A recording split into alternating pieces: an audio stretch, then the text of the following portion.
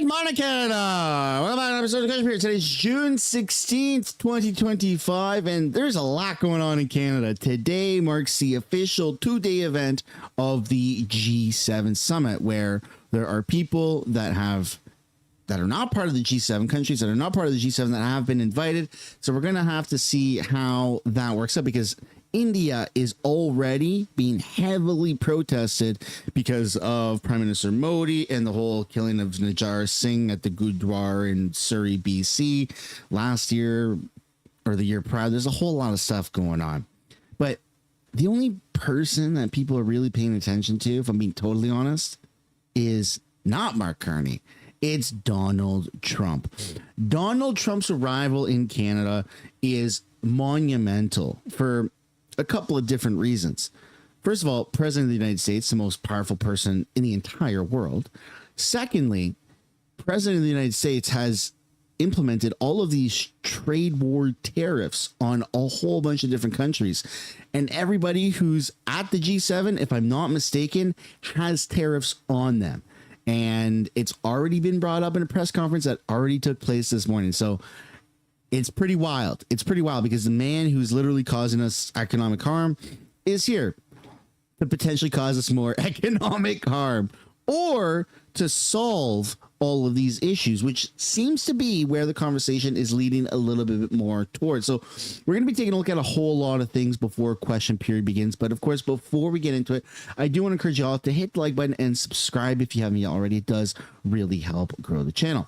We're actually going to take a look at the sequence of events leading into the G7 summit, specifically Donald Trump arriving. So here we go. Let's get right into it.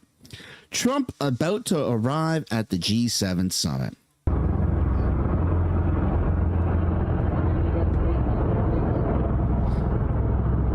Wow.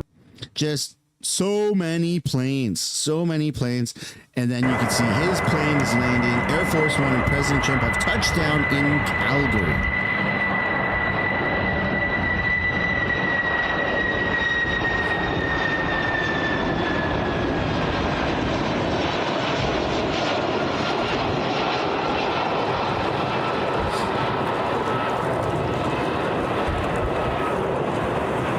I know it's crazy because we're literally just watching the president of the United States arrive in Canada, but it's that big of a deal that it's worth watching. That's a beautiful plane.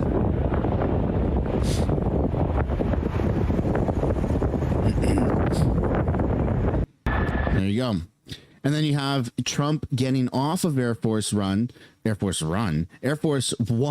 being met with Dominic LeBlanc, you can see here. And then also Premier of Alberta, Danielle Smith. Look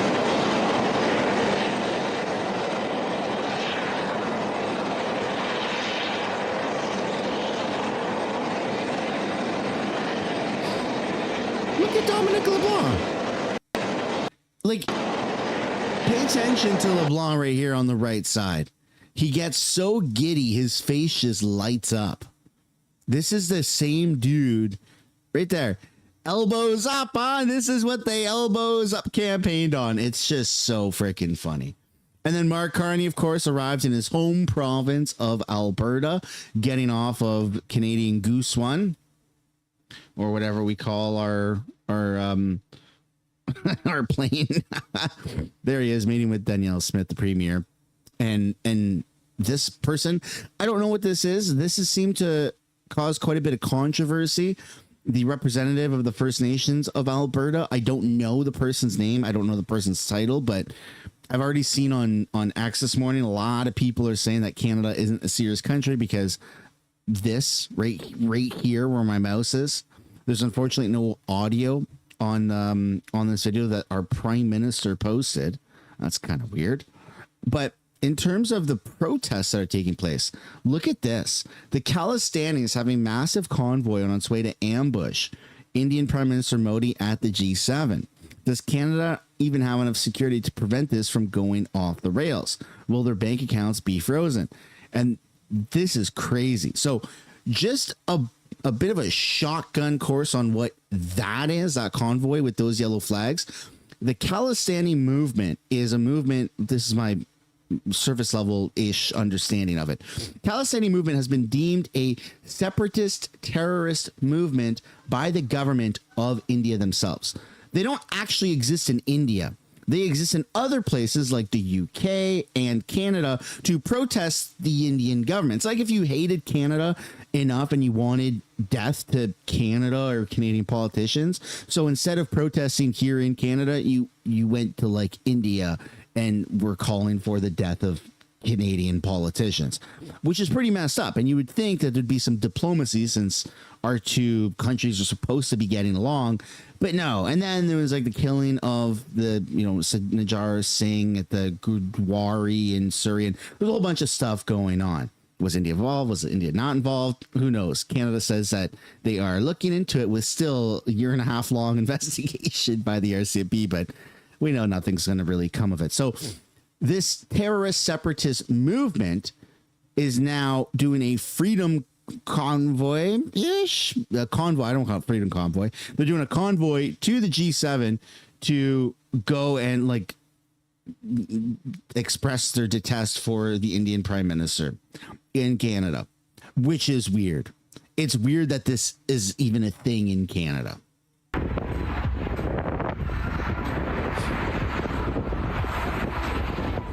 Yeah, we can't listen to music, so there's a beat in there that's probably copyright, but you can see there's a lot of people.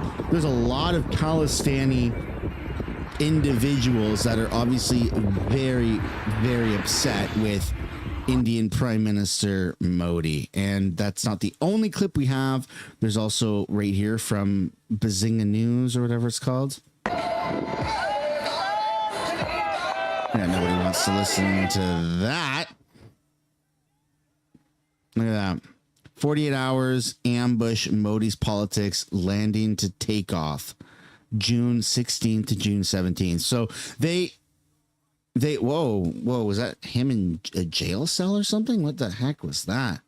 They are literally trying to interrupt the entire G7 because of Modi, who isn't even a G7 country, but has been invited as part of this ongoing ritual since 2019. So you can see Modi right here is in a prison cell on this float, on this convoy.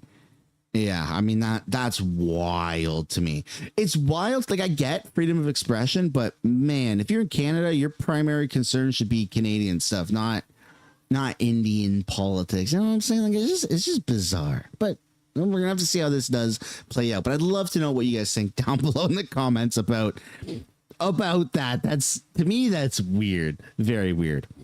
And speaking of weird, you think that it would just end there? A lot of Whoopsie. You think it would just end there, the weirdness? Let me start that again. Speaking of weird, you think that the weirdness would just start and stop with the Khalistani movement going to protest the Prime Minister of India in Canada at the G7, which he isn't a part of but has been invited since 2019. But no. In fact, the weirdest story you're probably going to see today is not that, or even this week. It's Jagmeet Singh, who's no longer a Canadian politician, who actually used to, I mean, funny enough, used to support the Khalistani movement and probably still does. But that's not why he's in the news. Global News is saying that Jagmeet Singh apologizes for attending Kendrick Lamar concert after Drake calls him out. I don't know what to say. Pop culture and politics are now intertwined, I guess. Let's take a look. Certainly a lot of hype, Anthony, I can tell you that. And of course, pretty much all of that hype surrounding Kendrick Lamar and SZA, who will be taking the stage 2 nights in a row at the Rogers Centre starting tonight. Now, we've talked to a number of fans coming all the way from Australia, from Bermuda, Nova Scotia, even New York, and all of them came to see this specific show. And they tell us they're excited to see Lamar perform and to potentially take a few more jabs at Drake in his own hometown. MELTDOWN. We know there's been a lot of talk in the lead up to tonight because this will be Lamar's first time performing in Toronto, as you mentioned, since that infamous feud between the two boiled over last year. And we know the two artists traded diss tracks over the course of about 4 months, with Lamar eventually dropping the track Not Like Us, which many have considered a victory for Lamar as it swept all 5 of its Grammy nominations. Now, amid the feud, there's been 2 security incidents at Drake's house in the Bridle Path neighborhood, one of which saw his security guard shot outside his mansion. And since then, Drake has blamed his record label for promoting Lamar's diss tracks and jeopardizing his family's safety. Now, I can tell you here outside the Rogers Centre, we are seeing a lot of Toronto police present in the premises. And Toronto police have told us they have an increased police presence outside the centre, as they usually do with big events. We've also heard reports of a Drake fan group that should be gathering outside the Rogers Centre right about now to play some Drake music in a show of support. We've taken a look around, still not seeing any type of fan group there, but we've also heard from a lot of Lamar fans today who told us they feel these kinds of feuds are a big part of rap culture, and they tell us they inspire artists to get creative. All right, so you're kind of getting that there's a pop culture feud that's been going on between Kendrick Lamar and Drake, and this isn't a pop culture channel, and to be honest, I don't really care about either of those. I couldn't even tell you a song other than Hotline Bling that is sung by any of those two guys. But the reason why I wanted to show you guys this is because of the actual article, not necessarily the video, which didn't really do the article justice. Jagmeet Singh, previous member of Parliament, who used to be the leader of the NDP, issued an apology on social media for attending the Kendrick Lamar concert in Toronto over the weekend after receiving sharp criticism from fans and rapper Drake. Singh, the former federal NDP leader, was spotted inside the Rogers Centre during one of Lamar's back-to-back Toronto shows, part of the Grand National Tour in SZA. It's not clear, or with SZA. It's not clear what show he attended, but photos of Singh at the event quickly began circulating online, drawing attention to his controversial attendance. Hey, we can't even get rid of Jagmeet Singh, man. What's going on?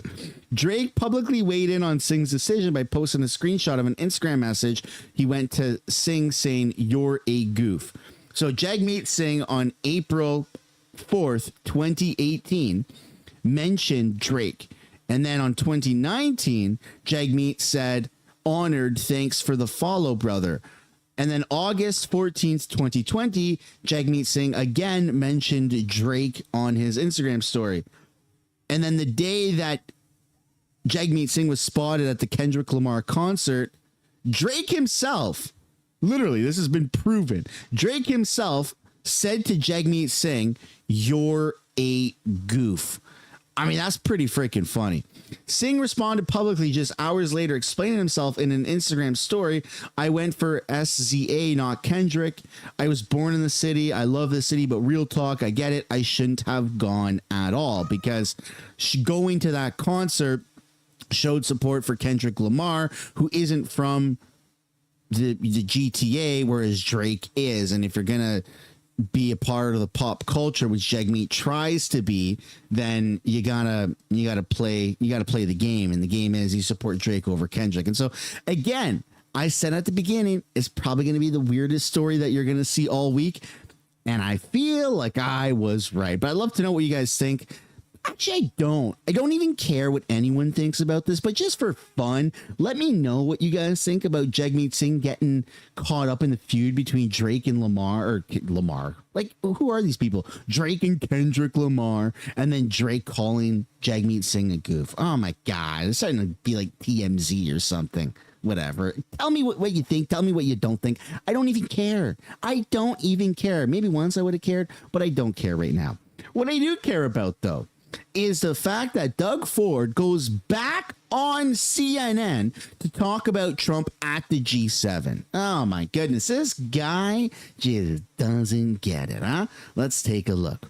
Doug Ford posted on X saying U.S. tariffs are raising costs for American workers, families, and businesses.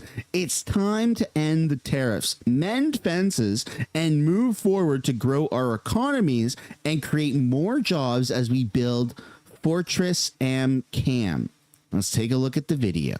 And joining us now for more on this is Ontario Premier Doug Ford. Premier Ford, welcome back to the show. So the last time this summit was in your country back in 2018 during President Trump's first term, it was immortalized by this picture right here we're putting up that many say really perfectly captured the dysfunction of the summit. So how can world leaders avoid a repeat of this amid the president's trade war? Well, first of all, thanks so much for having me on, Pamela. And I just really hope that President Trump brings a different attitude towards the rest of the world, and especially his closest friends and trading partners, that he actually wants to strike a deal. He doesn't want to be fighting with the entire world, and specifically his number one customer, as I always say. We do more trade than China and Mexico and Japan and UK and Germany combined. And I'm just here in Boston with convening with 6 governors and 6 premiers, and I just want to give a shout out to Governor Healy. She's doing a great job here in Massachusetts. Yeah, I'm going to talk to you about Boston in just a second, but I want to follow up with the president meeting with Prime Minister Carney. At any moment now, we're expecting that. How do you expect he'll walk the line between keeping the summit on track and pushing back on President Trump's trade war? Well, I have all the confidence in the world in Prime Minister Carney. He'll be obviously very polite, being the host, but he also has to be stern. And it's hurting both the U.S. and Canada. As I always say, President Trump's tariffs is a tax on Americans. That's unacceptable. We have to send a message to the rest of the world.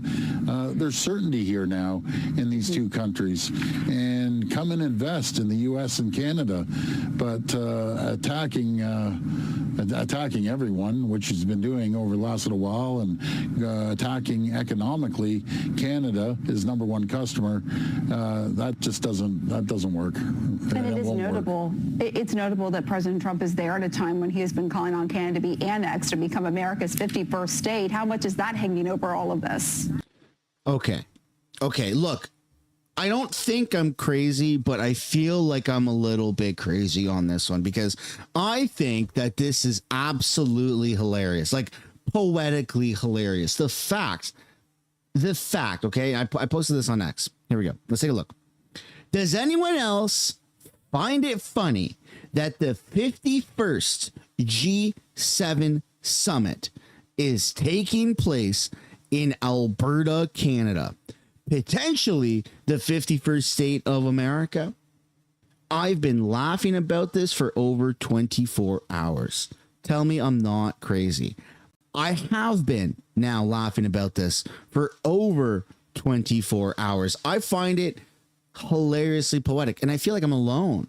Can I get some validation down in the comments to say that this is actually funny, or am I this boring of a dad now that I just think that it's a big dad joke and a coincidence? I don't know. I think it's funny. I'm surprised the media hasn't said anything about it. And also, this freeze frame is a phenomenal representation of the IQ of CNN right there. Just almost like an uwu face. How do I even know what that is? Oh my God. All right, let's get back to politics. Well, as we talk to the governors, a lot of governors are saying it's insulting. It's insulting to your closest friend and allies. We love the U.S. I love the U.S. Canadians love Americans. There's one person that is causing this issue, and that's President Trump. Hopefully he'll take another avenue and start mending fences. Because right now, as the governors told us here, they're seeing a drastic decline in Canadian tourism. Yeah, that has certainly been an issue, particularly for the states like you're in right now. I want to ask you also, before we let you go, about this Bill 5. This was just signed into law in your province and allows for the creation of these special economic zones that can exempt companies or projects from provincial law. How do you plan to use that to counter the president's trade war?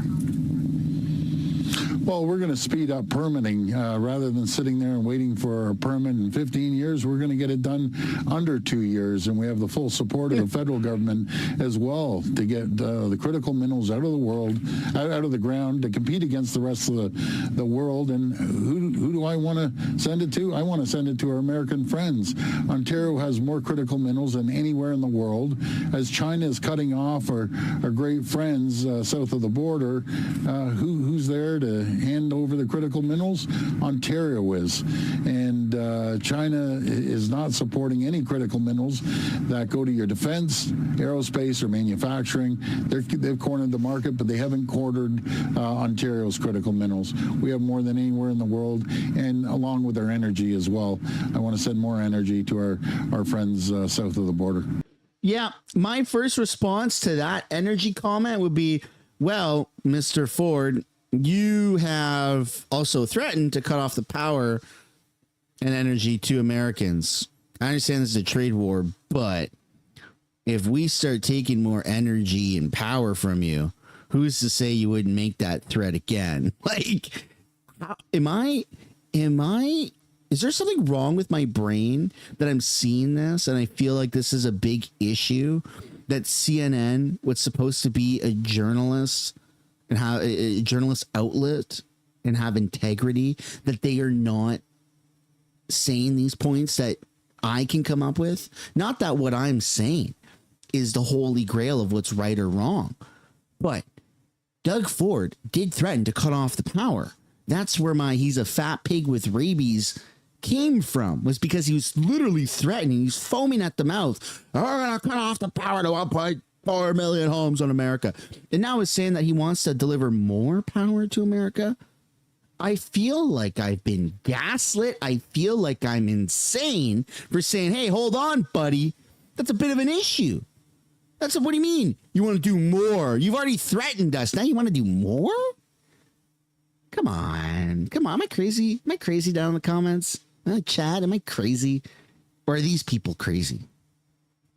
As you know, the bill is getting pushback from Indigenous communities who disagree with the limited requirements for consultations with them on projects that impact their lands and their treaty rights. What are you saying to these communities who feel like their rights are being stripped away in favor of economic growth? Well, there's a few of them, and not a lot of them, but I've had a great relationship with all the Indigenous communities. We're putting $3 billion in the window until they can get grants and have equity partnerships. We're giving them $70 million of training and skills development, $10 million worth of scholarships. And don't kid yourself, there's a tremendous amount of chiefs out there that want to move forward. They want to be progressive. They want their kids to have a better life than they had, and there's always going to be respect for their treaty rights, and there's always going to be duty to consult. They know it, everyone knows it, and that's why a recent poll came out, 73% of the people in Ontario want to move forward with it, but it will move forward with consultation with our First Nations communities. There's a few that's making noise, but the vast majority, you watch, they'll be full steam ahead, and we're going to work collaboratively with our First Nations communities. I want to circle back to Boston, where you are right now. You said you're meeting with governors. Obviously, yes. A big point of discussion, as you mentioned, is tourism. Do you see anything being worked out on that front to help revive tourism with Canada? I really do, and I think it's really going to help if they sign a deal. As the Governor Hochul was saying, that they're seeing 1/3 the amount of tourism than they used to see, and we're all working together. It's really, I'll call it this way, it's a love fest in the room, and there's a mixture of everyone in the room, and we just want to get things back on track and move forward, and we're just two great countries, great trading partners, and let's move forward, because everyone in that room knows Canadians love Americans. Ontario Premier Doug Ford. He was literally trying to pick a fight with America, or escalate the fight with America, not too long ago, and now he wants to deliver more energy, more power. It's just weird. I'm not going to say that Doug Ford is bipolar, but maybe this is politics. Maybe this is how it is. You make threats and then all of a sudden you're your friends again. But I feel like there's a level of bipolarism with Doug Ford, because it was just a few months ago that he was literally foaming at the mouth, ready to cut off the power to 1.4 million homes in America. And now he wants more energy contracts to deliver more energy and have more money, but also control and power over homes in America. Kind of weird. And I think that Donald Trump sees through that. But anyways, I'd love to know what you guys think down below in the comments.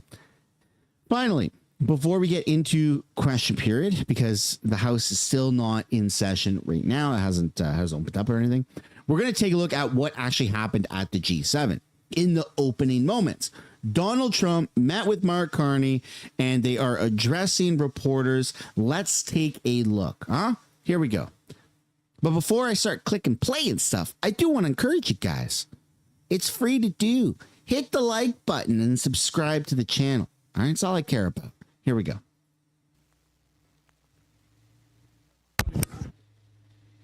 Oh.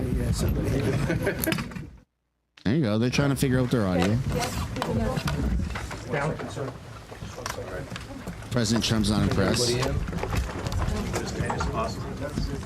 We'll make sure you always have audio when you're in the 51st state. We good to go?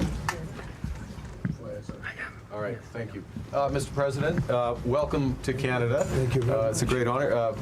Happy birthday. A few days short. A little bit. A few days short, but didn't have a chance to see you on the day. Happy birthday to the U.S. military as well, 250th, and this is the 50th birthday, if you will, of the G7. This marks the 50th birthday of the G7, and the G7 is nothing without U.S. leadership, and your personal leadership of the United States, many issues. Geopolitics, economic, technology, and working hand in hand with the United States, Canada and the United States, and the other G7 partners with your leadership. Very much looking forward to the meeting and grateful to have you. Thank you very much, Mark. I appreciate it, and we've developed a very good relationship, and we're going to be talking about trade and many other things. And we have a whole group of people, some traders and some other people. I see my top economy people.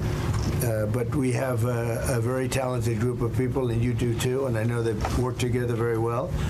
I look forward to that. The G7 used to be the G8. Barack Obama and a person named Trudeau didn't want to have Russia in. And I would say that was a mistake, because I think you wouldn't have a war right now if you had Russia in. And you wouldn't have a war right now if Trump were president 4 years ago. But it didn't work out that way. But it used to be the G8, and now it's, I guess, what's that, 8 years ago, it switched over. They threw Russia out, which I claimed was a very big mistake, even though I wasn't in politics then. I was very loud about it. It was a mistake in that you spend so much time talking about Russia, and he's no longer at the table, so it makes life more complicated. But you wouldn't have had the war. Other than that, I think we're going to accomplish a lot, and I expect to. And I think our primary focus will be trade and trade with Canada. Okay, so quick fact check. I did this on my phone, but I'm going to see if I can, not to like rain on President Trump's parade, but I literally just typed in, maybe you'll have to screenshot this, and I should have done it on the computer, to be honest, but I said, which Canadian Prime Minister got rid of Russia in the G8? And I'm going to read it to you. It was Prime Minister Stephen Harper who played a key role in getting Russia kicked out of the G8. In 2014, after Russia annexed Crimea from Ukraine, Harper was the first G7 leader to call for suspending Russia from the G8. He pushed hard for the rest of the group to take action, saying that Russia's actions were a clear violation of international law. It's all right there, and there's more to read. Screenshot it, read it at your own if you'd like to, but yeah, there's a little fact check. Hey, I'm all for Trudeau taking the blame. Why not, right? Throw him under the bus, metaphorically speaking. Take the blame, but also it wasn't Trudeau. It was Harper, and that's why Carney turned at the cameras and was like, "I want to say something, but I'm not going to." So you can see that Carney is politicking the way politicians do. They don't interrupt each other and fact check. They just let the other politicians say whatever needs to be said, and then they move on. I don't agree with this. This is what Trudeau did, and this is now what Carney's doing, but it is what it is. and I'm sure we can work something out. Yeah, very good. Thank you very much. Yeah, so much. Thank you very much. Mr. President, holding up a deal with Canada. How close are you to a deal? What is holding up a deal with Canada from your perspective? It's not so much holding up. I think we have different concepts. I have a tariff concept, and Mark has a different concept, which is something that some people like. But we're going to see if we can get to the bottom of it today. I'm a tariff person. I've always been a tariff. It's simple, it's easy, it's precise, and it just goes very quickly. And I think Mark has a more complex idea, but also very good. So we're going to look at both, and we're going to see what we're going to come out with something. Hopefully. That's good that they're going to be talking about the tariffs and the trade war, and they're going to try to figure out some deal while Trump is here in Alberta. This is good. And just to reiterate on the point of, Harper kicking out Russia or advocating for Russia being kicked out of the G8, turning it into the G7 instead of it being Justin Trudeau. Yeah, okay. I did a quick fact check. That doesn't mean that I disagree. And I should have added this right when it happened, for crying out loud. But I don't disagree with everything else that Trump said. That if Russia didn't get kicked out of the G8, there likely wouldn't be a war right now. I agree with that. If Trump was president 4 years ago, there wouldn't be a war between Russia and Ukraine. I also agree with that. I feel like Trump's negotiating skills are unmatched to other politicians around the world. Yeah, okay. He says crazy things. We're gonna take Greenland. We're gonna take Canada. We're not gonna need military force. Blah blah blah. Whatever. But at the end of the day, after everyone laughs, 9 times out of 10, Trump gets the final laugh because he gets what he always wanted. Okay, that's not me blowing smoke up his butt. That's just me being factual about it. He's a very good businessman. Okay, he's figured out tax loopholes. Good for him, I suppose. And I agree that other countries are less likely to start a war or be in a war with Trump in. So I just want to add that. I think it's very important. Do you think a deal is achievable within days, within weeks? Is there that kind of runway? Yeah, it's achievable. Both parties have to agree. Yeah, sure. Mr. President, have you heard any signals or seen any messages from intermediaries that Iran wishes to de-escalate the conflict? Yeah. What have you heard? What have you heard from the Iranians? They'd like to talk, but they should have done that before. I had 60 days, and they had 60 days, and on the 61st day, I said, we don't have a deal. They have to make a deal, and it's painful for both parties, but I'd say Iran is not winning this war, and they should talk, and they should talk immediately before it's too late.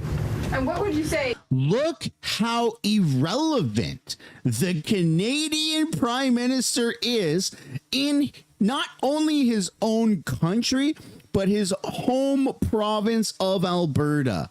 This is insane. The media did the exact same thing when Justin Trudeau was governor of Canada. Trudeau would be standing right next to the president, President Trump, and the media would not even acknowledge Prince Trudeau, governor of Canada. They would direct all their questions beyond the prime minister, the governor of Canada, and go right to the president. This is wild. Look at Carney.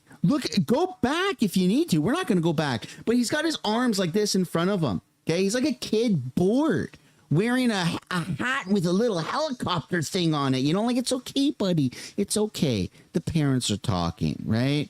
Here's a book. Go read it. And there's pencils and crayons to color. Like, Carney looks like that. Like he's wearing a little hat with the helicopter thing on it.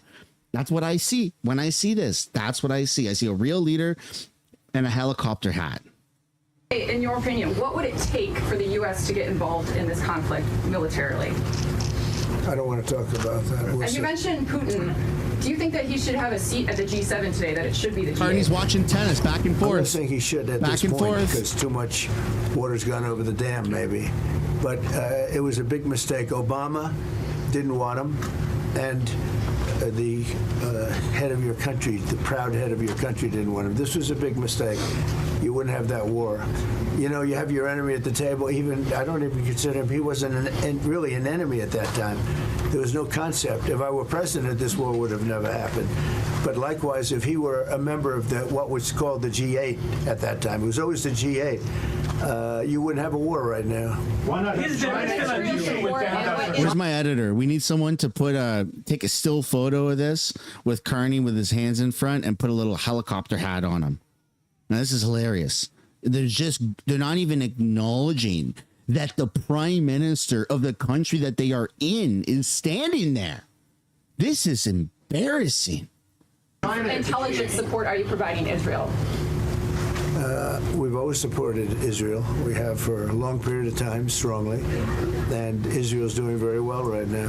Why not have China as the G8? Why not have China here, the biggest economy in the world after the United States? Well, it's not a bad idea. I don't mind that. If somebody wants to suggest China coming in, I think we suggest. But you want to have people that you can... China coming in on the G7? What? Oh, my goodness. Why not at this point? Why not, right? Who cares? Talk to, you know, they don't talk to... Putin speaks to me. He doesn't speak to anybody else. He doesn't want to talk because he was very insulted when he got thrown out of the G8. As I would be, as you would be, as anybody would be. He was very insulted. And, I mean, he was thrown out by Trudeau, who convinced one or two people, along with Obama. He was thrown out. And he's not a happy person about it, I can tell you that. He basically doesn't even speak to the people that throw him out, and I agree with him. Go ahead. On immigration, why are you ordering ICE to target Democratic inner cities? What's behind that? I don't know what you're saying. You did a post last night where you said you want ICE to really target Democratic... Yeah, I want them to focus on the cities, because the cities are where you really have what's called sanctuary cities, and that's where the people are. I look at New York, I look at Chicago. I mean, you got a really bad governor in Chicago and a bad mayor, but the governor's probably the worst in the country, Pritzker. But I look at how that city has been overrun by criminals, and you know, New York and L.A. Look at L.A. L.A. Those people weren't from L.A. They weren't from California. Most of those people, many of those people, and yeah, stand still, Carney. What are you doing? Biden allowed 21 million people to come into our country. Of that, vast numbers of those people were murderers, killers, people from gangs, people from jails. They emptied their jails out into the U.S. Most of those people are in the cities, all blue cities, all Democrat-run cities, and they think they're going to use them to vote. It's not going to happen. He waited instantly. Did you see that? Look, the president finishes his sentence and the prime minister of Canada puts his hand up immediately. I think that's it. Let's end it right now because I'm not getting anything. Oh my good. Oh mon Dieu, as they say in Quebec. Look at this. We got to rewatch this. And they think they're going to use them to vote. It's not going to happen. Excuse me. He can't even take control of the room, and he's the prime minister of Canada. And this is in Canada. You said it would take 2 weeks to decide if you don't mind. He has to ask Trump for permission. Did you see that? He has to ask Trump for permission. Oh, mon Dieu. Hey, excuse me. Hold on a second. Hey, President, can I stop this? I can? Okay. He tapped him on the elbow. This is elbows up right here. This is what elbows up means. you said it would take 2 weeks to decide if You got it. Elbow. Boom. There's the elbows up. The prime minister. Look at Trump. It's like a kid. Carney's like the kid with the helicopter hat. It's okay, buddy. Yeah. It's okay. Come on. Yeah, you could do it. Just tap him on the elbow. Oh my goodness. I've never seen anything more embarrassing for Canada than this. You thought that Trudeau got steamrolled? This is worse than being called Governor of Canada, Governor Trudeau, blah, blah, blah. This is worse.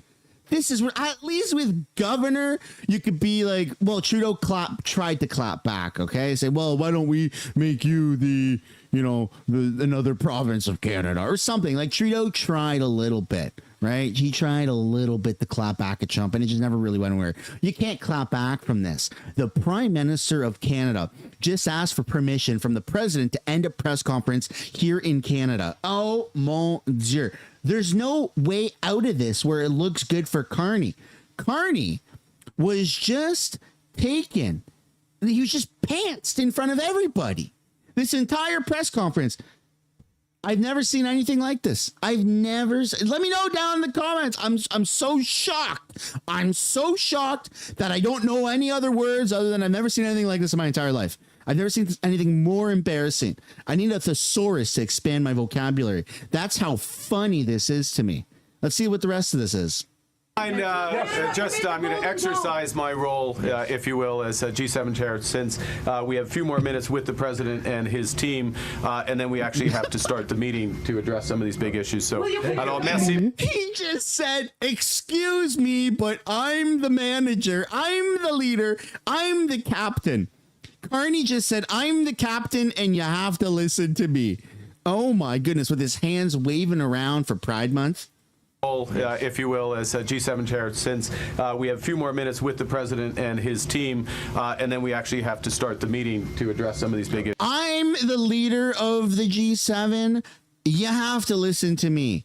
Oh my goodness. I've never in my life, Trudeau got stomped on. Trudeau got trampled on by Donald Trump and by leaders of other countries, but usually specifically Donald Trump. I've never seen something like this happen ever. This is incredible. I'm so happy that we got to see this right now, because we keep thinking there's this like honeymoon phase of Carney, you know, is he actually going to stand up to Donald Trump? Is he going to do the whole elbows up thing? And he's not. Trump patted him on the elbows. It's okay, buddy. You can end the press conference. We'll go have lunch. It's okay. You're You're the captain. You know that scene in Avengers where where freaking Thor is talking to Starglider, whatever his name is, right? And they're like arguing about who's gonna pilot the ship. It's okay. Yeah. You're in charge, right? You're in charge, buddy. You're the captain. Oh my goodness, man. You know, I think it's over for Carney. I think liberals are going to see this and go, because Trump didn't do anything wrong. There was nothing wrong that President Trump did right there. He was very nice. He was very kind and respectful. That's okay, buddy. It's okay. Yeah. You're the chair of the G7. Sure thing. End the meeting. Sure thing. Huh? You got it. You're in charge. There was nothing that Donald Trump did that could possibly piss off liberals.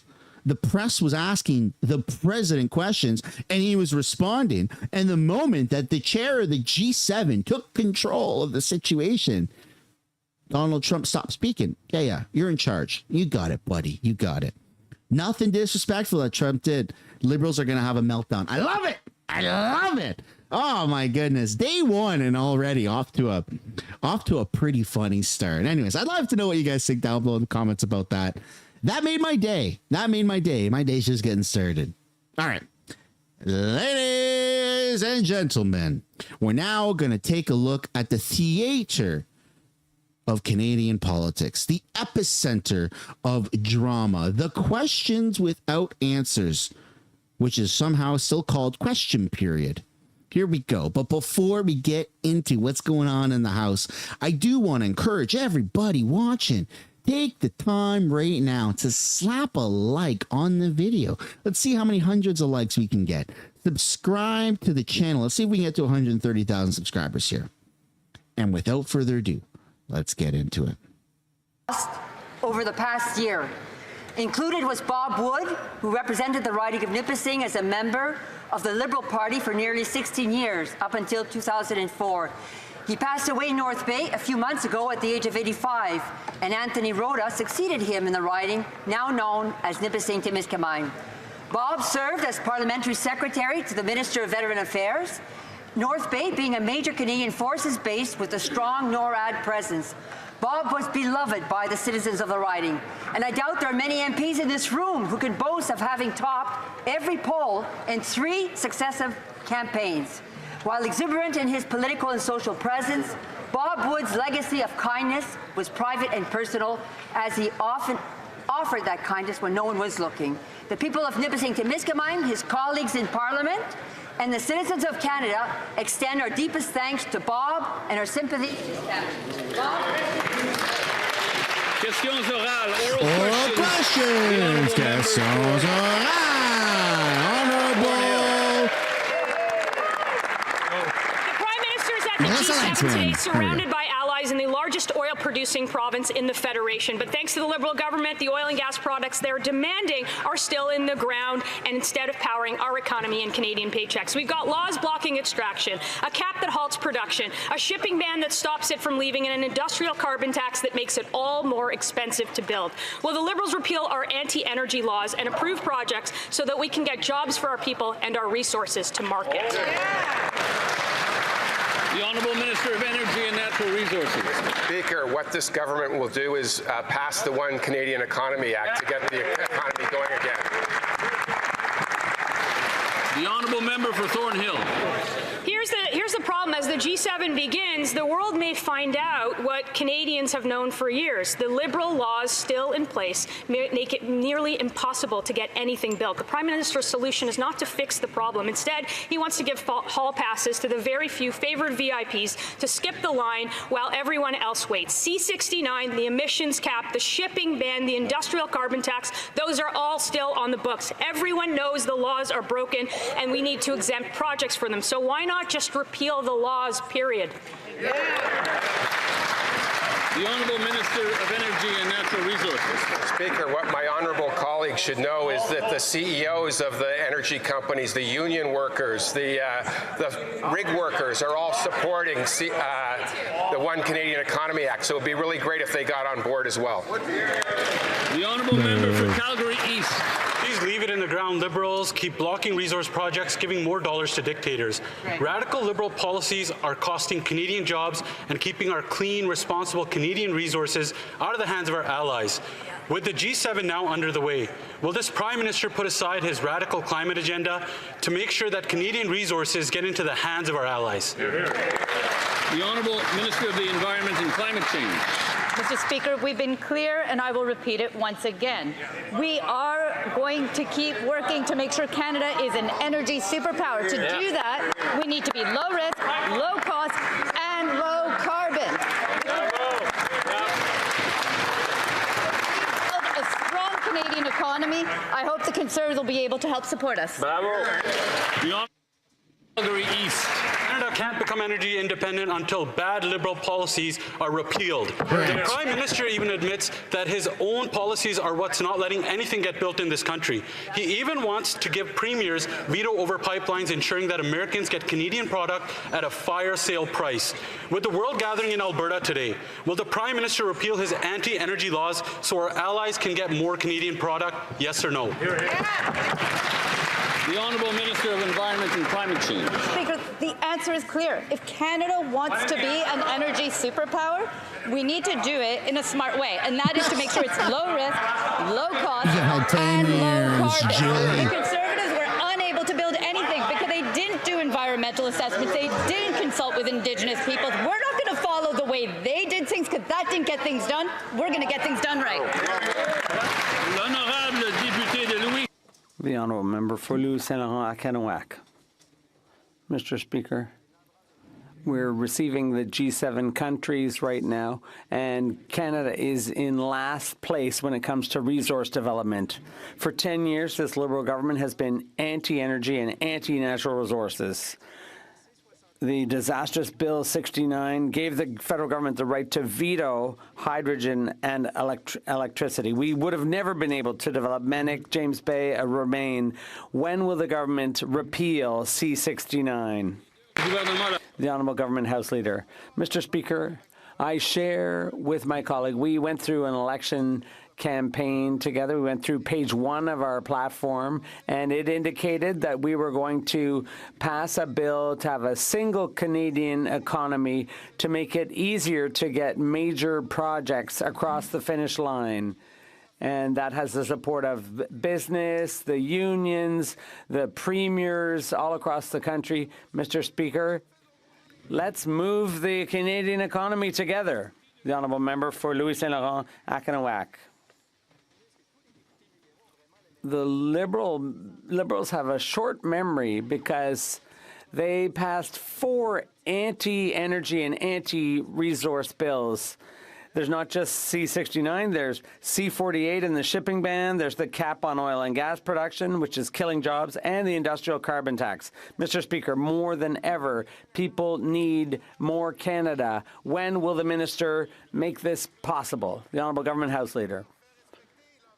Well, respecting the environment and Indigenous rights and procedures, that's what a responsible government does. But we do know that we need to proceed now to implement major projects, including projects in Quebec and in all provinces and territories.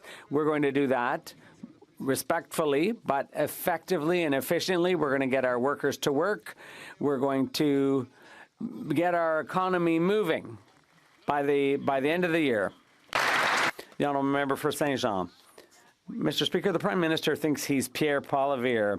He wants to put a gag order on Bill C-5, which would allow him to decide everything on energy projects. He wants to be able to decide on his own, by order in council, which projects will go ahead in the national interest. He wants to be able to define what the national interest is himself, based on his own personal opinion. He wants to force pipelines on Quebec, and he wants to do this without debate or study. Even Pierre poilievre would never have gone that far. Will the Prime Minister stop imitating him and withdraw the gag order? The Honourable Minister of Finance. Mr. Speaker, it's not just a dream, it's going to become a reality. One Canadian economy.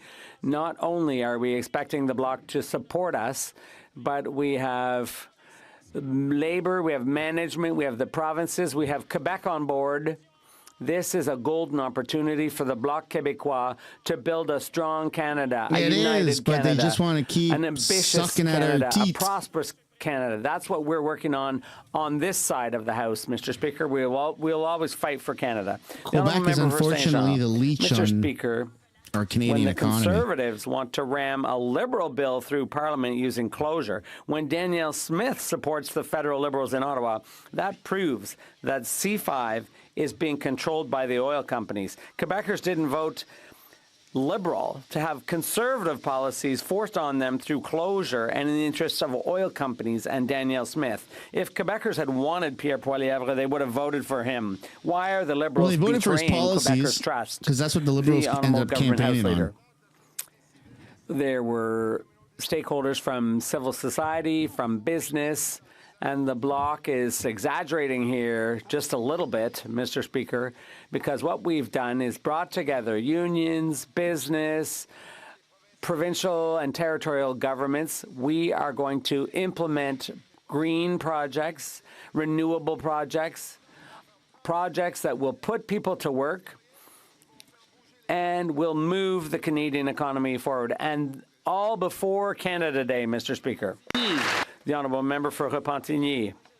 Mr. Speaker, Bill C-5 gives birth to the Conservative Liberal coalition serving the oil companies. After years saying the Liberals were the devil incarnate, suddenly the Conservatives are eating out of their hands. They're ready to pass Liberal bills. They're even ready to pass Liberal gag orders. They're prepared to do anything as long as it serves the oil patch, but not Quebec. Mr. Speaker, Quebecers didn't vote for this. Why? During the election campaign, did the Liberals hide it from Quebecers that they were going to form a coalition with the Conservatives? Just a minute, please. Okay. What are we waiting a minute for?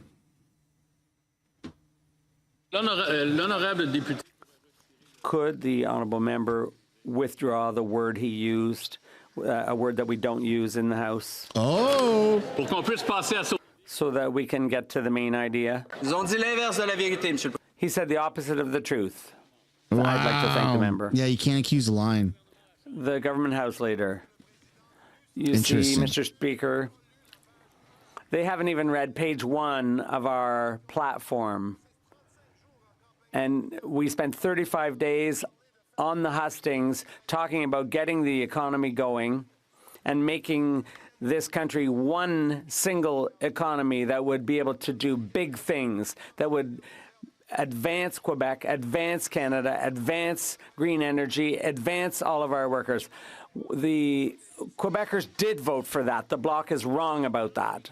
A recent Auditor General's report revealed that GC Strategies, a Liberal insider company, was paid a whopping $64.5 million tax dollars by the Liberal government to do literally nothing. Think about how Canadians struggling to make ends meet feel about having to pay massive taxes just to enrich Liberal insiders. It's like reverse Robin Hood. Will the Liberals support our motion to get Canadians' money back from these scammers, or will they keep robbing Canadians to pay their friends? The Honourable Minister of Government Transformation. Thank you, Mr. Speaker, and let me be absolutely clear, we will never tolerate any misbehavior or misconduct from our suppliers or their subcontractors. We've taken legal actions against GC Strategies. We referred cases to the RCMP because we will always defend the integrity of our procurement system. These guys wait for wrong things to happen, and then when there's political pressure, Liberals tolerating this behavior, then they take action for promoting the political people points. who oversaw it. In the normal world, somebody who would have overseen $65 million going to scammers would have been fired, but instead, these ministers have been promoted. And today we found out that these ministers want to give even more money to consultants to manage web pages. Why is it with these Liberals, incompetent politicians get promoted while Canadian taxpayers get stuck with the bill? The Honourable Minister of Government Transformation. Thank you, Mr. Speaker. And as I've mentioned time and time again last week, we will always defend the integrity of our procurement system, and we will always hold bad actors to account, which is why, Mr. Speaker, of the company she's mentioned, we've revoked its security clearance. We've terminated all contracts more than a year ago. We've put in place the Office of Supplier Integrity, which has barred GC Strategies from contracting with the government for 7 years. We've taken legal actions against the company. We've referred cases to the RCMP. We will always hold responsible suppliers and their subcontractors who misconduct. Thank you, Mr. Chair. The Honourable Member for Provencher. Mr. Speaker, the Auditor General confirmed GC Strategies, a two-person company, got $64 million from the Liberals, often without competitive bidding. In nearly half the contracts, there's no proof of even any work being done. In 82% of cases, departments didn't check if taxpayers were overpaying, and in 50% contracts, security clearances were not properly enforced, including departments like Global Affairs and National Defence. A total collapse of basic oversight, but taxpayers are still forced to pay, while Liberal insiders get rich. Will every member in this House vote to get Canadians their money back? Hear, hear. The Honourable Minister of Government Transformation. Thank you, Mr. Speaker, and we will never tolerate misconduct from our suppliers or their subcontractors. We've taken legal actions against GC Strategies. We've referred cases to the RCMP, Mr. Speaker, because we will never tolerate misconduct from our suppliers. Thank you, Mr. Speaker. The Honourable Member for Provencher.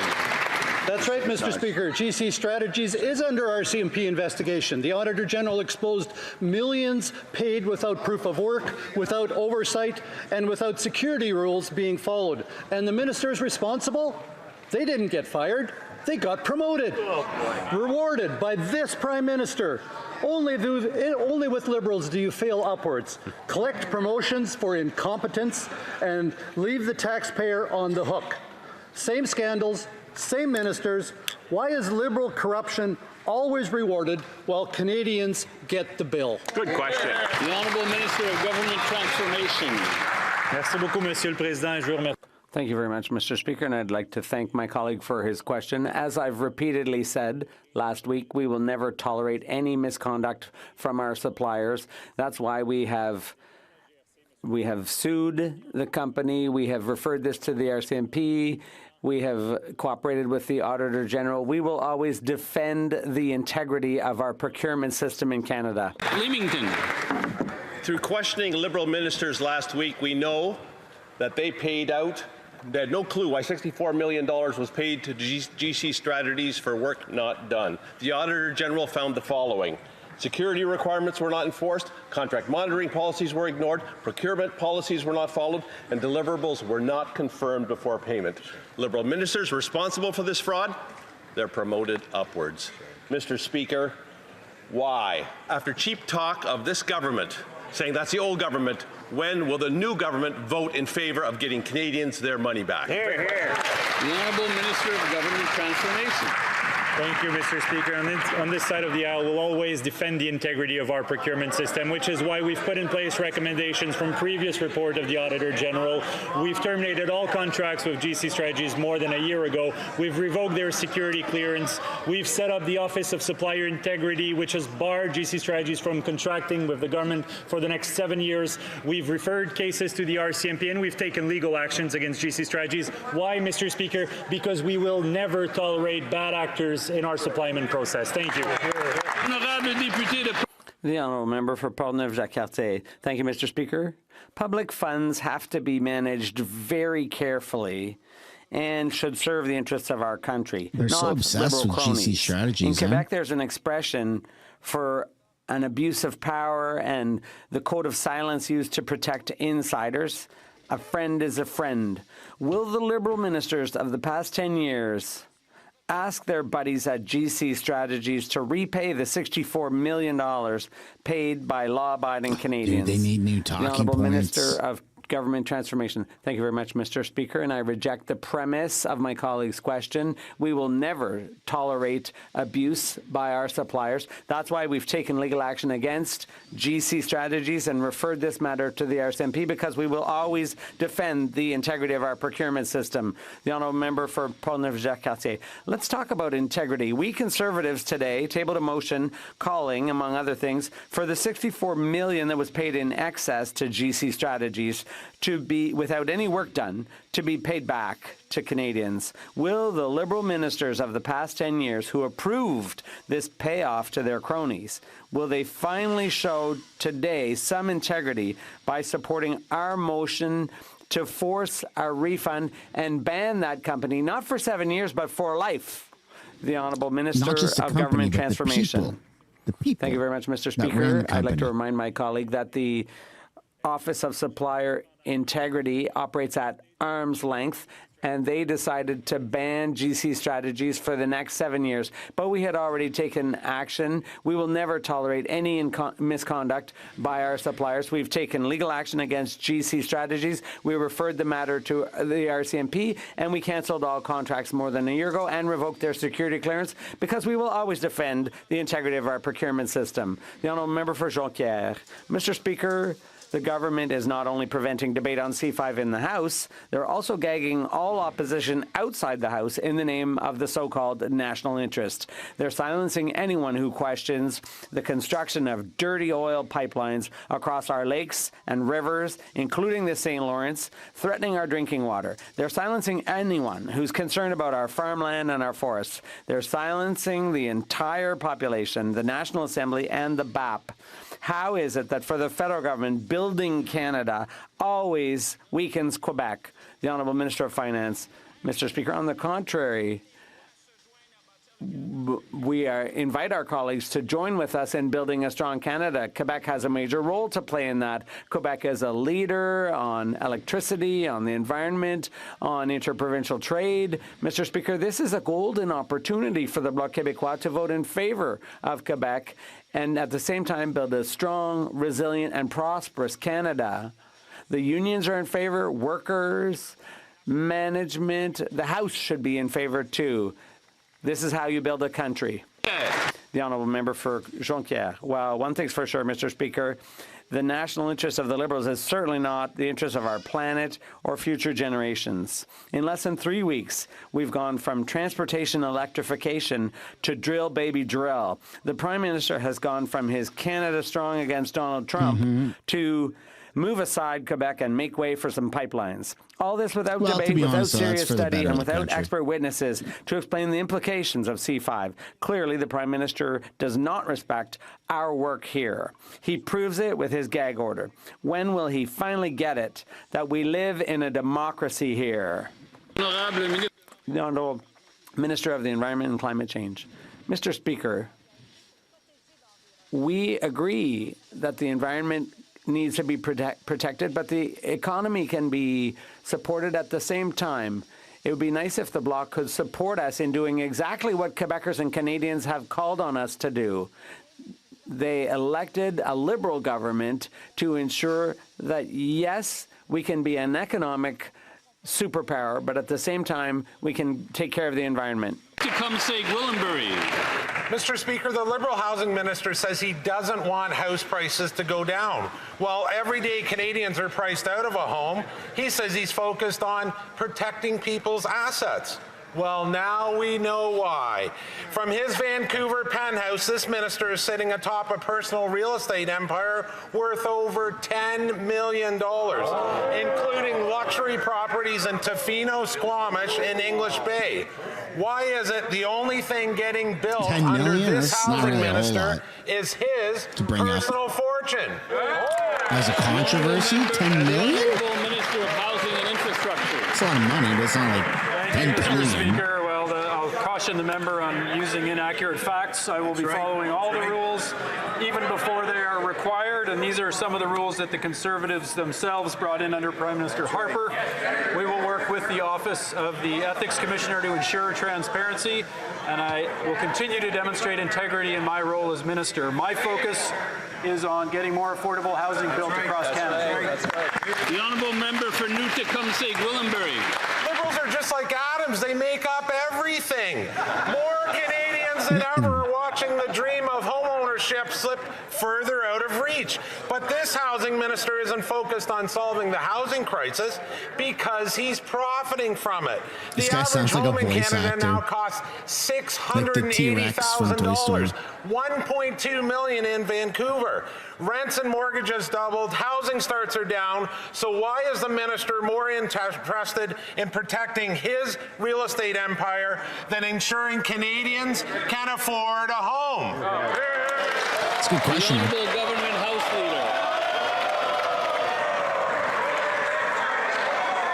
Settle down. The Honourable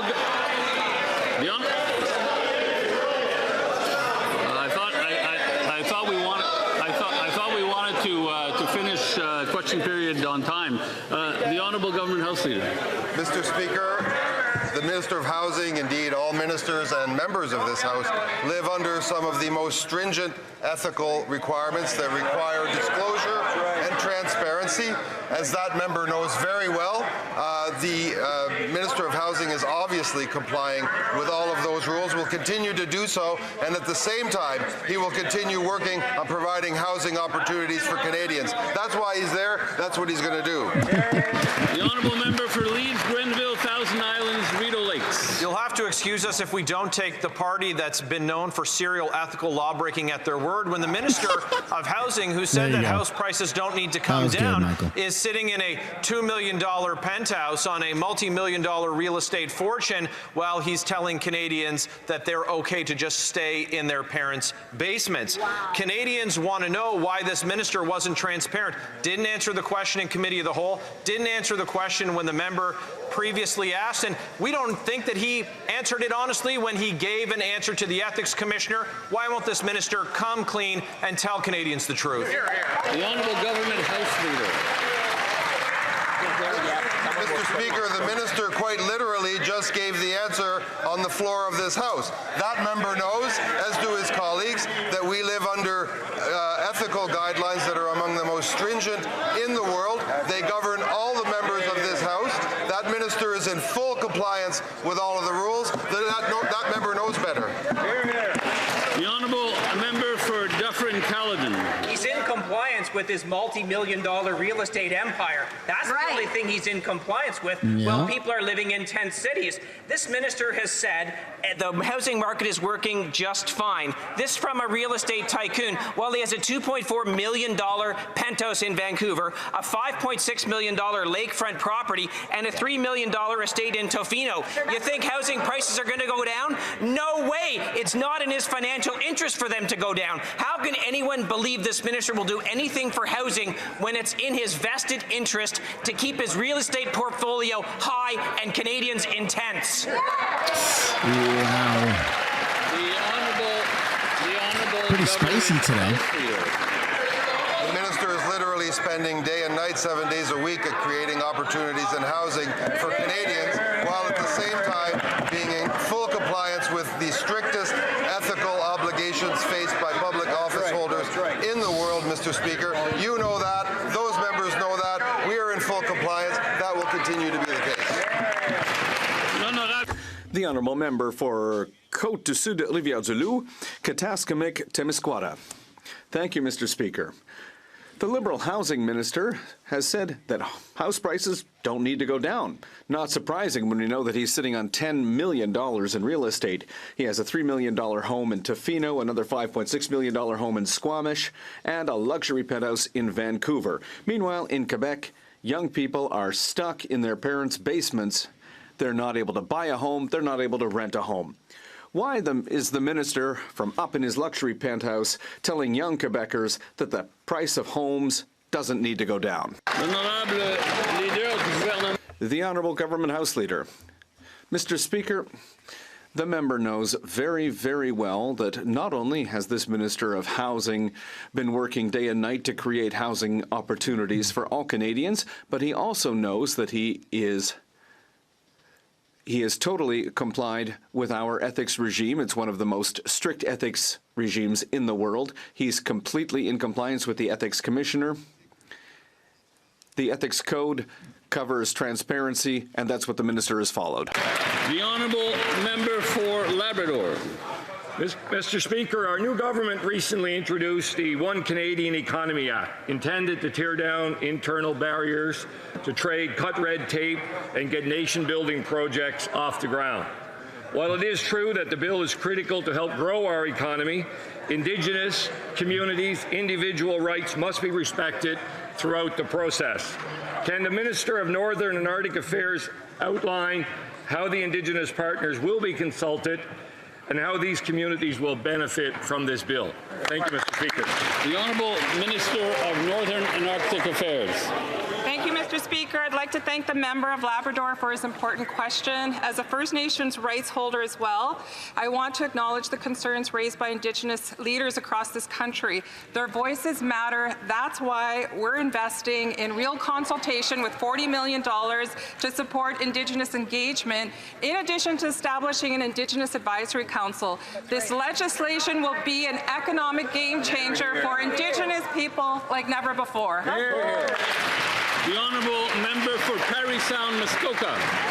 Mr. Speaker, the Liberals' own housing agency's latest numbers on housing starts are out, and they are bad, particularly in cities that received money from their Housing Accelerator Fund. For example, Vancouver, they got $115 million. Starts are down 10%. Kelowna got $31.5 million. Starts are down 33%. On May 13th, the latest housing minister claimed that he wanted to build on the housing successes of the last few years. What success? When will the Liberals learn that bureaucrats don't actually build houses? Hear, hear. The Honourable Minister of Housing and Infrastructure. Thank you, Mr. Speaker. As the member opposite will know, there are monthly fluctuations to the housing starts across Canada. That's right. And there's really good news in the CMHC report, Mr. Speaker. We are on an annual pace of almost 280,000 housing starts this year, which is almost a record. And we won't stop there, Mr. Speaker. We are focused on doubling housing starts in this country over this next decade, and we will stick to that goal. The honourable member for Parry Sound, Muskoka. Well, it doesn't just stop there. Hamilton got $93.5 million. Housing starts there are down 50%. Toronto got $471 million. They're down 58% there. Guelph got $21.4 million, and housing starts there are down over a whopping 78%. Whoa. Yet the Liberal plan is to continue spending on city bureaucracies, and now they want to build a third federal housing bureaucracy. When will this government learn that repeating their same mistakes and expecting a different result is not going to solve what is quickly becoming a housing catastrophe? It is. It's a freaking, we're like in an emergency state. There's no doubt that we have challenges with housing across the country on affordability. The good news is that we are seeing near record level housing starts this year. You can cherry pick month to month stats. This year, 280,000 starts is the pace that we're on right now, and we need to go farther and faster. That's why we're delivering on development cost charge reductions that will bring down the cost of housing, Mr. Speaker. The honourable member for Similkameen, South Okanagan, West Kootenay. Mr. Speaker, The housing crisis is only getting worse, and the Liberals' failing programs are not helping. The Liberals' so-called Housing Accelerator Fund is spending more but building less. The Liberals' own numbers show that Kelowna will receive $31.5 million in taxpayer dollars, even though housing starts there are down 33.6%. That's not very good. Will the Liberals abandon their failing housing programs and build homes, not more bureaucracy? Honourable Minister of Housing and Infrastructure. Thank you, Mr. Speaker, and I will just direct the member opposite to talk with the Kelowna Mayor and Council about what they think about the Housing Accelerator program, which mayors, hundreds of mayors and councils across the country have asked their own members of Parliament on the Conservative side to support, because they want this program, they want support to scale the housing that they build in their communities, and we will be there to support them. The Honourable Member for London Fanshawe. Mr. Speaker, the Liberals' own housing agency continues that $74 million from the Housing Accelerator Fund.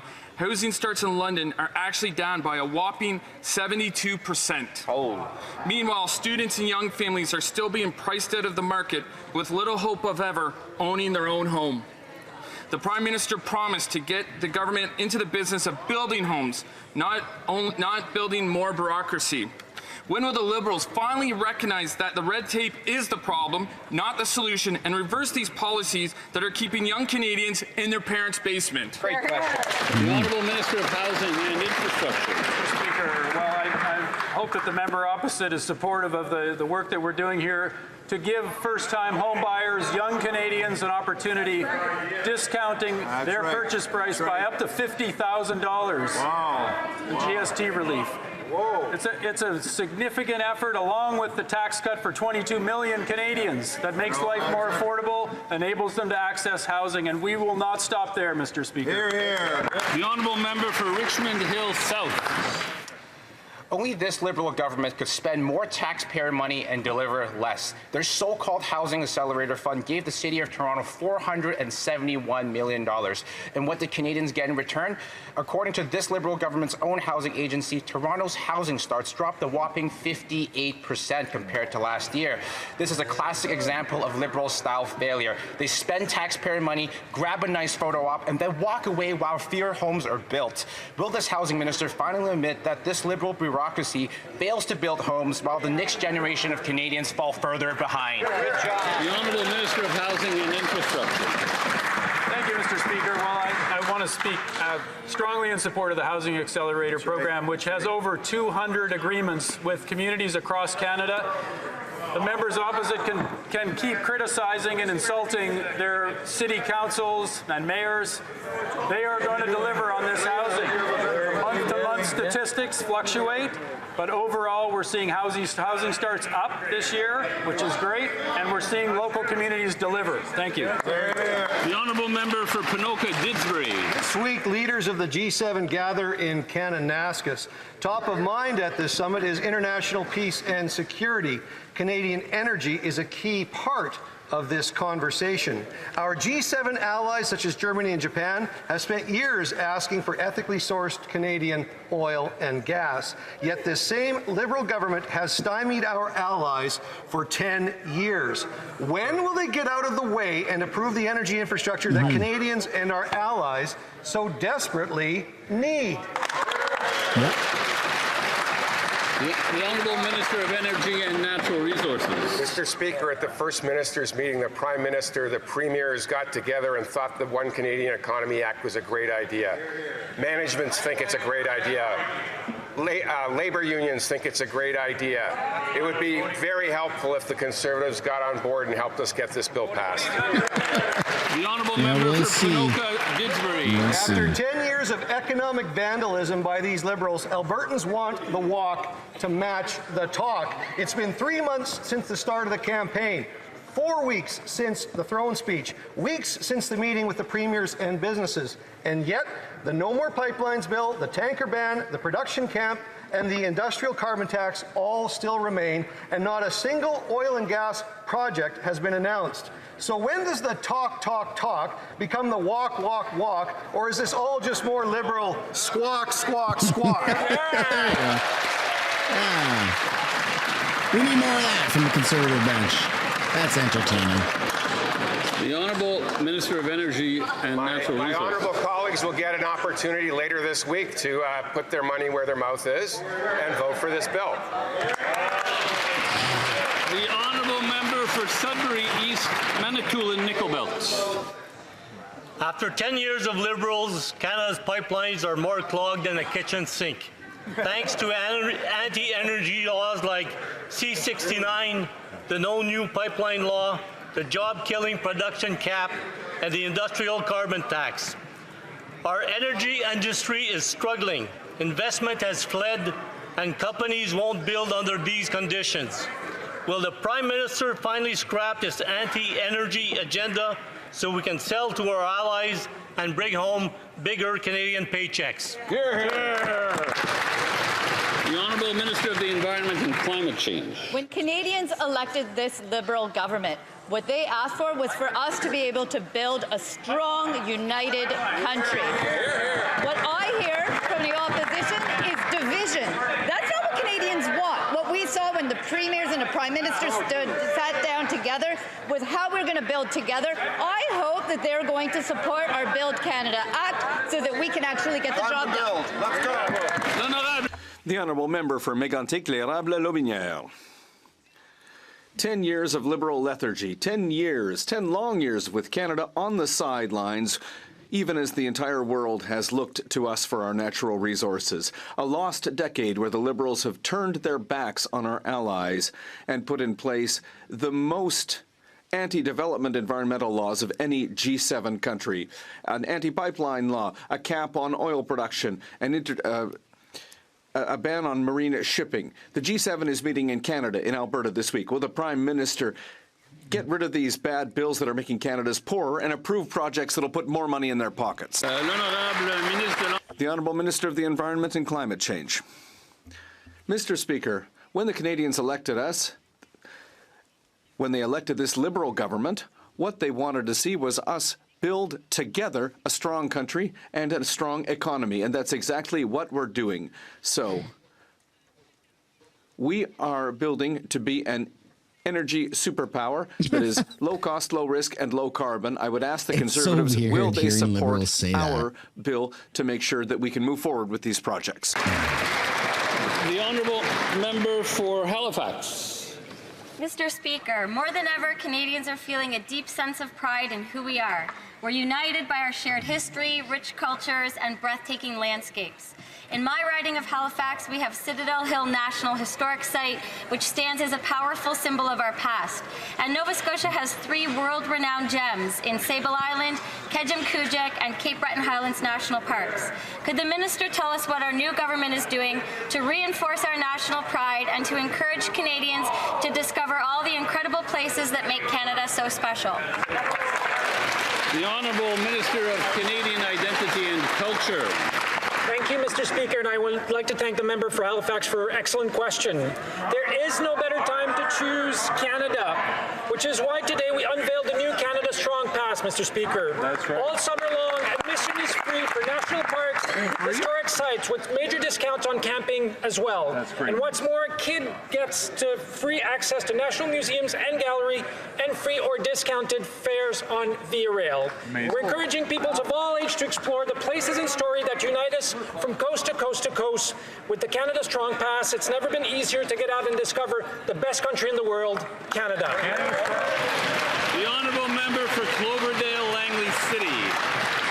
Mr. Speaker, I attended the Public Safety Forum in Surrey this weekend, and I have to say, I felt like we were living in a violent video game. Reflections Banquet Hall shot up. Hub Insurance shot up, Strip Mall shot up, and now in Fleetwood, an honest businessman has been gunned down in his office in broad daylight, possibly tied to extortion. The message from these criminals is clear. Pay up or your family will pay the price. And what's the government doing? Wasting hundreds of millions going after licensed gun owners while gangsters roam free. Will the Liberals commit to protect Canadians from violent extortionists? That's right. The Honourable Minister of Public Safety. Mr. Speaker, first off, I had the chance to meet with the Mayor of Surrey just recently and talk to her about the concerns in her community, as well as many of the members that represent Surrey that are in the House today. Extortionists must be held to account for their crimes. We will act decisively to strengthen the criminal code and move aggressively to protect victims by making bail laws stricter for violent and organized criminals. Extortion with a firearm carries a maximum sentence of life in prison, Mr. Speaker. We will always be there to keep Canadians safe. The Honourable Member for Cloverdale, amount of child Mr. Speaker, extortion is up 357%, and those are the ones we know about. In Surrey, criminals are shooting up businesses and bragging about it online because they know they won't face serious jail time. People are terrified, and these gangsters are running the show. They actually made it. What did the Liberals do? They voted against mandatory minimums for extortion. They made it easier for violent criminals to get back on the street. Will this government support the common sense Conservative plan to crack down on violent extortionists, or will they keep putting criminals ahead of Canadians?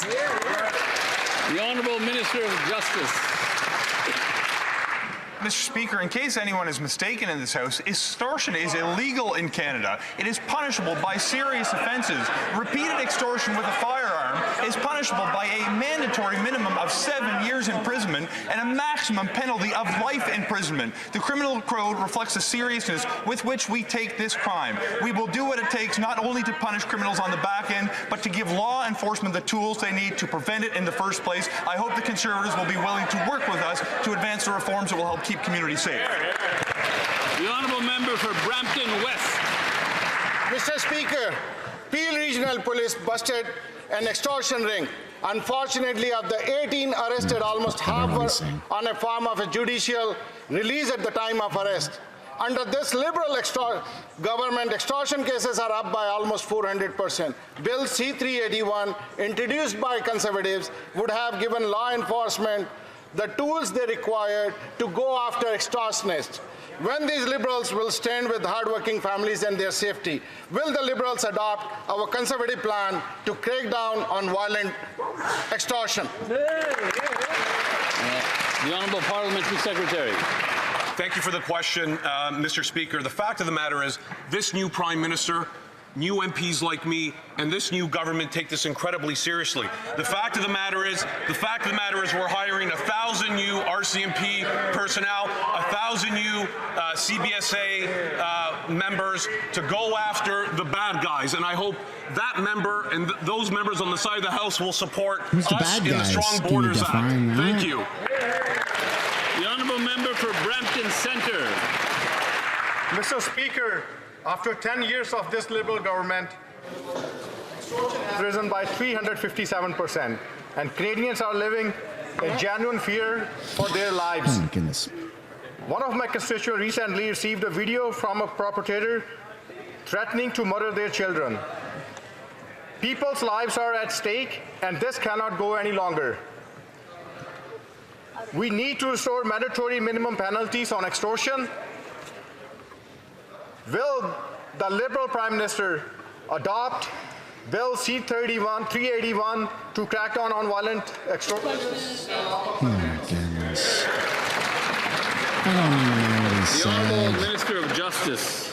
Mr. Speaker, as I shared a moment ago, extortion is illegal in this country. Perpetrators should be apprehended and punished. If the member does not believe that extortion is punishable by serious offences, I would point him to the fact that repeated violent extortion with a firearm is punishable by a minimum of 7 years imprisonment, a maximum penalty of life imprisonment, Mr. Speaker. This reflects the seriousness with which this government takes this very serious crime. But it's important we not only punish wrongdoers on the back end, but we invest in law enforcement to give the tools they need to keep communities safe in the first place. I hope that the members opposite will join us as we advance important reforms to protect Canadians. The Honourable Member for Brampton Centre. Mr. Speaker, every day law enforcement officers from across Canada work tirelessly to ensure that our communities are kept safe from crime. At the same time, organized criminals are taking advantage of new technologies to evade the police. Can the Minister of Public Safety inform this House how the Strong Borders Act is modernizing the tools law enforcement uses in their fight against organized crime? The Honourable Minister of Public Safety. Mr. Speaker, allow me to thank the honourable member for Brampton Centre for her question and her hard work. Just this morning, Mr. Speaker, Peel Regional Police dealt a major blow to organized crime, arresting 18 individuals on nearly 100 charges related to auto theft, extortion and shootings. And I want to thank the hardworking men and women of Peel Regional Police for this important work that they have done. Through the Strong Borders Act, we are looking to replicate the success of Peel Police. We will provide law enforcement with the tools they need to take down organized crime and keep our communities safe. I believe members may want to use their earpieces for this question, which will be an Inuktitut. The Honourable Member for Nunavut. This is brutal. Mr. Speaker, Mosi is a single mom in Talukchuak. Her monthly income is less than $1,100. What the hell is this? The Inuit Child First Initiative helped to feed her children every day. Why does she have a... The Liberals canceled the Hamlet food voucher program. Oh my God, they brought in an Indigenous translator for Indigenous people. Well, the minister reinstated the Hamlet food voucher program so Inuit can afford to eat. Otuktuktaye is how she starts it. She's always spoken English. What the hell is that? The Honourable Minister for Northern and Arctic Affairs. Mr. Speaker, it's public knowledge that Nutrition North is undergoing an external review. And we also have an internal review underway. We're committed to building on the positive steps already taken, like the Food Harvesters Program and the Community Kitchen Program, to ensure that northern communities benefit fully from these types of initiatives. Thank you. And that concludes the question period. Je crois que l'honorable député de I think that the honourable member for Saint Jean has a that point of order. Indigenous person? Thank you very much for the NDP Chair. During always speaks English. My colleague from Repentigny to withdraw remarks they thought that were non-parliamentary. These statements referred to events that took place outside of the House. I'm wondering if it's possible to. Cut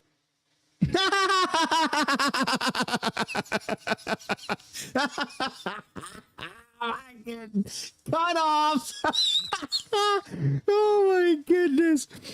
Okay, well, I am at a bit of a loss of words for the ending of this question period. That was weird. The NDP got completely silenced by a translator that we have never heard.